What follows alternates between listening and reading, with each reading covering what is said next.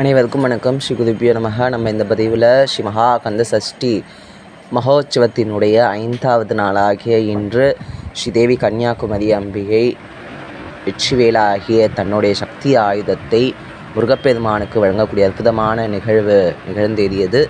ஸ்ரீ வள்ளிதேவ சேனாம்பிகா சமேத சிவஞான சுப்பிரமணிய சுவாமி 5வது நாளாகிய இன்று நீலம் சாற்றிக்கொண்டு இந்திரபோக வாக்கியங்களை நமக்கு கொடுக்கக்கூடிய வகையில் பெருமான் வெற்றிவேலையும் வீரவாளையும் தாங்கி கொண்டு ஒய்யாத தரிசனம் கொடுத்து கொண்டிருக்கின்றார்.